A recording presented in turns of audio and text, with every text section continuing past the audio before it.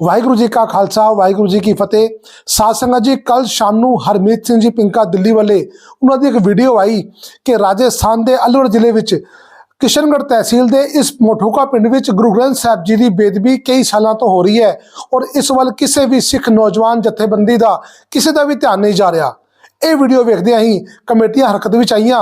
उन्होंने अपने sub centre इत्थे सरदार प्रीतम सिंह जी चेयरमैन इन्हां कोल फोन आया, उस तो बाद दास-पात खबर आई तो अज असीं उत्थे विशेष तौर पर पुजे और जाके उत्थे हालात वेखे उस गलती किसदी है, साजिश है, शैतानी है, गलती है, लापरवाही है कि है ये आप जी ही तय करना। आप जी ये वीडियो पूरी वेखो। अंदर वड़दे ही उत्थे टल घंटी लगी हुई सी, घंटी बजा के अंदर जाने का सिस्टम पहले गुरुद्वारे विच मैं वेख्या। उस तो बाद कोई बाबे की फोटो लगी सी मैन दरवाजे उपर, गुरुद्वारा साहब के अंदर भी एक घंटी लगी हुई सी। ये हुण बेदबी तो सी पर किस नूं कहिए। ये सब वेखण तो बाद और एक गल होर, उत्थे जो पालकी साहब सी उसके उत्ते ओम का निशान बनया, एक ओंकार नहीं ओम का निशान बनया, कोई खंडा नहीं सी, कोई एक ओंकार नहीं। उस तो बाद नाल ही उन्होंने एक कोई धार्मिक ग्रंथ उसका भी प्रकाश हो रहा सी। सिख रहत मर्यादा के अनुसार गुरु ग्रंथ साहब जी के बराबर किसी भी होर ग्रंथ का प्रकाश नहीं किया जा सकता। जो ये सारी चीज़ां वेखियां फिर उत्थों के प्रबंधकों नाल गल कीती। प्रबंधकों नाल की गल हुई आप जी पहला वो सुनो। वाहिगुरू जी का खालसा वाहिगुरू जी की फतेह। हुण असीं खड़े हाँ पिंड मोठूका दे जो सिंधी समाज का जो गुरुद्वारा सी उत्थे साडे नाल मौजूद ने सोनू मिगलानी जी। मिगलानी जी वाहिगुरू जी का खालसा वाहिगुरू जी की फतेह। मिगलानी जी, पता लगा कि आप गुरु नानक देव जी का जो प्रकाश उत्सव है और जगह पे 1 दिन 2 दिन 3 दिन मनता है, आपके यहाँ 15 दिन मनाया 15 दिन मनाते हैं जी। मतलब इतनी श्रद्धा भावना है आपके अंदर? बहुत श्रद्धा भावना है और कई सालों से हम यहाँ मनाते भी आ रहे हैं। गुरु ग्रंथ साहिब भी कई सालों से हमारे यहाँ पे है और हम पूरे ही मान से सम्मान से उनकी आस्था से मानते आए हैं दिल से। नहीं, मान सम्मान आस्था, देखो यहाँ ये बात से मैं सहमत नहीं हूँ क्योंकि जिस वजह से आज हम पहुँचे हैं आपको पता है हम क्यों आए हैं? क्योंकि हमें हरमीत सिंह जी पिंका जिन्होंने वीडियो डाली है कि नहीं देखा आपने गुरु ग्रंथ साहब जी का क्या हाल है, पंगों के क्या हाल है, वो हमने देखा कि वो ज़रूर कुछ उसमें खंडित हैं पेज, लेकिन वो हमारे नॉलेज में नहीं थे, इस वजह से वो हो पाया। नहीं, नॉलेज में क्या नहीं था? खंडित है ये नॉलेज में नहीं था या खंडित होना गलत चीज़ है ये नॉलेज में नहीं था? भाई खंडित होना गलत चीज़ है ये तो नॉलेज में था, लेकिन खंडित है ये नॉलेज में नहीं था। और आपके जो मानते हैं कि वहाँ पे यानी कि घंटी वगैरह ऐसा कुछ बजाने के लिए नहीं होना चाहिए या फिर किसी दूसरे देवी देवताओं की तस्वीरें नहीं होनी चाहिए, दूसरा कोई ग्रंथ साहब नहीं होना चाहिए, इसकी हमें पूरी नॉलेज नहीं थी और हम यानी कि पूरे सम्मान से वैसे मानते हुए आए हैं। लेकिन अब आगे से हम इसका पूरा सम्मान करेंगे।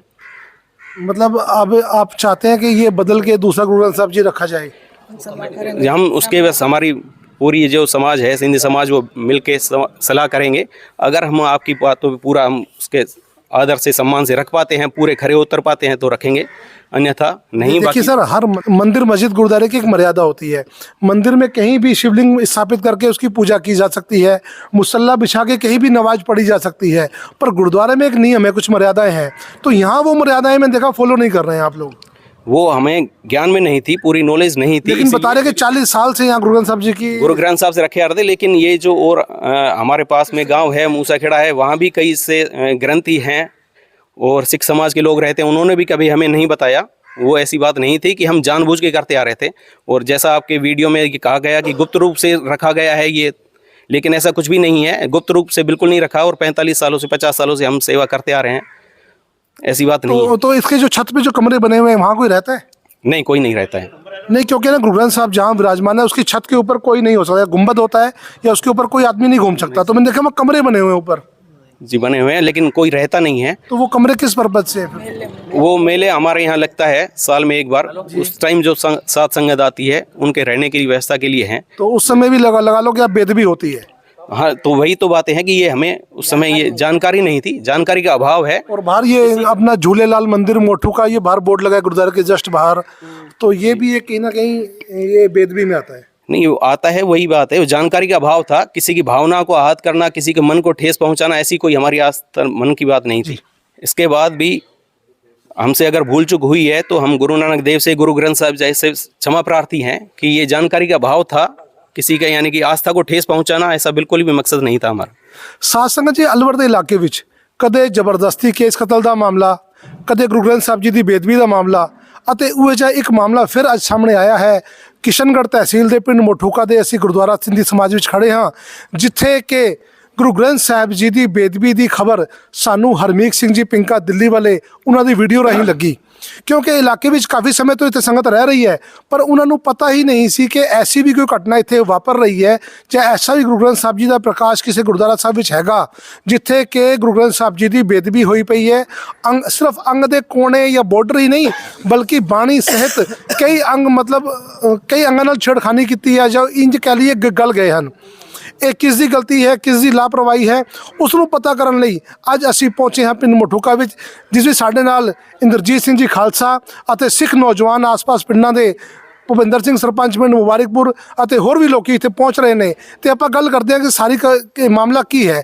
ਹਾਲਾਂਕਿ ਸਾਡੇ ਆਉਣ ਤੋਂ ਪਹਿਲੇ ਇਹਨਾਂ ਦੀ ਗੱਲ ਹੋਈ ਹੈ ਸਿੰਧੀ ਸਮਾਜ ਦੇ ਲੋਕਾਂ ਨਾਲ ਤੇ ਉਹਨਾਂ ਨੇ ਕੀ ਕਿਹਾ ਹੈ, ਕੀ ਵਿਚਾਰ ਨੇ, ਇਹ ਜਾਣਾਂਗੇ। ਵੀਰ ਜੀ ਵਾਹਿਗੁਰੂ ਜੀ ਕਾ ਖਾਲਸਾ ਵਾਹਿਗੁਰੂ ਜੀ ਕੀ ਫਤਿਹ। ਹਾਂਜੀ ਵੀਰ ਜੀ, ਤਾਂ ਤੁਹਾਨੂੰ ਕੀ ਲੱਗਾ ਇੱਥੇ, ਕੀ ਮਹਿਸੂਸ ਕਰ ਰਹੇ ਹੋ? ਇੱਥੇ ਆ ਕਰਕੇ ਅਸੀਂ ਵੇਖਿਆ ਕਿ ਹਾਂ ਵਾਕਈ ਗੁਰੂ ਸਾਹਿਬ ਦੀ ਬੇਦਬੀ ਹੋ ਰਹੀ ਸੀ ਕਿ ਉਹਨਾਂ ਨੂੰ ਦੱਸਿਆ ਗਿਆ, ਉਹਨਾਂ ਨੇ ਕਬੂਲਿਆ ਹੈਗਾ ਤੇ ਹੁਣ ਜੋ ਹੈ ਗੁਰੂ ਸਾਹਿਬ ਦੇ ਆਦਰ ਸਤਿਕਾਰ ਦੇ ਨਾਲ ਸਾਨੂੰ ਸੌਂਪ ਰਹੇ ਨੇ ਕਿ ਵਿਰਧ ਹੋ ਗਏ ਆਪ ਜੀ ਲੈ ਜਾ ਕਰਕੇ ਜੋ ਵੀ ਧਾਰਮਿਕ ਕਿਰਿਆ ਆਪ ਜੀ ਦੀ ਹੈਗੀ ਸੰਸਕਾਰ ਕਰਨ ਦੀ। ਵੀਰ ਜੀ ਮਤਲਬ ਹੁਣ ਆਪ ਜੀ ਇੱਥੋਂ ਗੁਰੂ ਗ੍ਰੰਥ ਸਾਹਿਬ ਜੀ ਲੈ ਜਾ ਰਹੇ ਹੋ? ਹਾਂਜੀ, ਅਸੀਂ ਇੱਥੋਂ ਗੁਰੂ ਸਾਹਿਬ ਨੂੰ ਲੈ ਜਾ ਕਰਕੇ ਕਿੱਥੇ ਲੈ ਜਾਓਗੇ? ਆਪਣੇ ਦਿੱਲੀ ਗੁਰਦੁਆਰਾ ਪ੍ਰਬੰਧਕ ਕਮੇਟੀ ਦਾ ਜੋ ਗੁਰਮਤਿ ਸੈਂਟਰ ਹੈਗਾ ਮਾਲਾ ਖੇੜਾ, ਉੱਥੇ ਲੈ ਜਾ ਕਰਕੇ ਸਤਿਕਾਰ ਦੇ ਨਾਲ ਉੱਥੇ ਵਿਰਾਜਮਾਨ ਕਰਾਂਗੇ। ਉੱਥੋਂ ਫਿਰ ਦਿੱਲੀ ਲੈ ਜਾਇਆ ਜਾਊਗਾ ਜਿੱਥੇ ਉਹਨਾਂ ਦਾ ਸੰਸਕਾਰ ਕੀਤਾ ਜਾਊਗਾ। ਤੇ ਵੀਰ ਜੀ ਨੇ ਦੱਸਿਆ ਕਿ ਗੁਰੂ ਗ੍ਰੰਥ ਸਾਹਿਬ ਜੀ ਦਾ ਸਰੂਪ ਅੱਜ ਇੱਥੋਂ ਲੈ ਜਾਇਆ ਜਾ ਰਿਹਾ ਹੈ, ਜਿਸ ਨੂੰ ਕਿ ਜੋ ਦਿੱਲੀ ਕਮੇਟੀ ਦਾ ਸੈਂਟਰ ਹੈ ਗੁਰਦੁਆਰਾ ਮਾਲਾ ਖੇੜਾ, ਇਹ ਉੱਥੇ ਲੈ ਜਾਇਆ ਜਾਏਗਾ। ਅੱਜ ਉੱਥੇ ਵਿਰਾਜਮਾਨ ਰਹਿਣਗੇ, ਉਸ ਤੋਂ ਬਾਅਦ ਇਹ ਵਾਪਸ ਦਿੱਲੀ ਜੇ ਪਹੁੰਚਾਇਆ ਜਾਏਗਾ। ਨਾਲ ਹੀ ਖੜੇ ਨੇ ਪਿੰਡ ਮੁਬਾਰਕਪੁਰ ਦੇ ਸਰਪੰਚ ਭੁਪਿੰਦਰ ਸਿੰਘ ਜੀ। ਵਾਹਿਗੁਰੂ ਜੀ ਕਾ ਖਾਲਸਾ ਵਾਹਿਗੁਰੂ ਜੀ ਕੀ ਫਤਿਹ ਜੀ। ਹਾਂਜੀ, ਕੀ ਲੱਗਾ ਆਪ ਜੀ ਨੂੰ? ਇਹ ਕੋਈ ਛੇੜਖਾਨੀ ਹੈ, ਕੋਈ ਸਾਜ਼ਿਸ਼ ਹੈ, ਕੋਈ ਸ਼ੈਤਾਨੀ ਹੈ ਜਾਂ ਅਣਜਾਣਪੁਣਾ ਹੈ?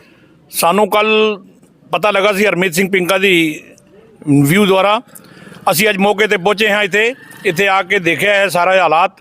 ਇੱਥੇ ਜਿਹੜੀ ਸੰਗਤ ਹੈ ਉਹ ਗੁਰੂ ਮਹਾਰਾਜ ਨੂੰ ਚਾਹੁੰਦੀ ਹੈ ਔਰ ਗੁਰੂ ਮਹਾਰਾਜ ਦੀ ਸੇਵਾ ਕਰਨਾ ਚਾਹੁੰਦੀ ਹੈ, ਲੇਕਿਨ ਉਹਨਾਂ ਨੂੰ ਵਿਸਤ੍ਰਿਤ ਜਾਣਕਾਰੀ ਨਹੀਂ ਪਤਾ। 40 ਸਾਲ ਪੁਰਾਣਾ ਗੁਰੂ ਮਹਾਰਾਜ ਦਾ ਸਰੂਪ ਹੈ ਜਿਹੜਾ ਬਿਰਧ ਹੋ ਚੁੱਕਾ ਹੈ।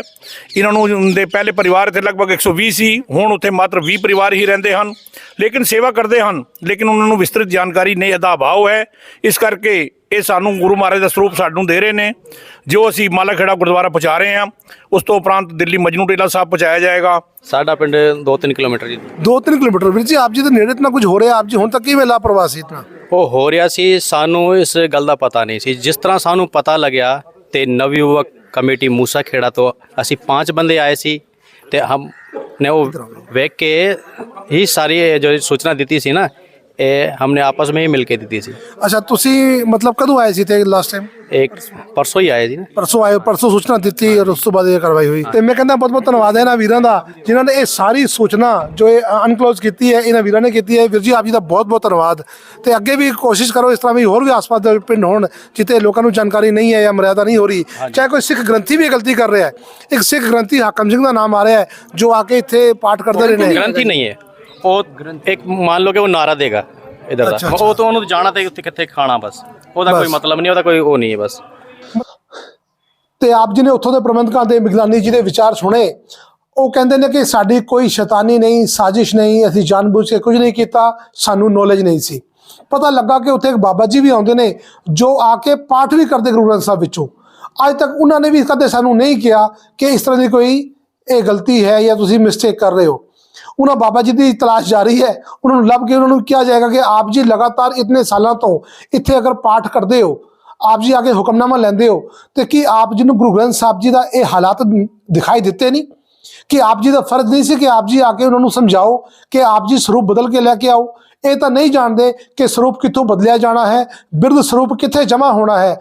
ਪਰ ਸਾਡਾ ਇੱਕ ਸਿੱਖ ਵੀਰ ਜੋ ਕਿ ਕੋਈ ਸੰਤਾਂ ਵਾਲੇ ਕੱਪੜੇ ਪਾ ਕੇ ਦੱਸਦੇ ਨੇ ਆਉਂਦਾ ਹੈ, ਉਹਨੇ ਵੀ ਅਜੇ ਤੱਕ ਕਦੇ ਜ਼ਿਕਰ ਨਹੀਂ ਕੀਤਾ। ਤੇ ਗਲਤੀ ਉਹਨਾਂ ਦੀ ਵੀ ਹੈ।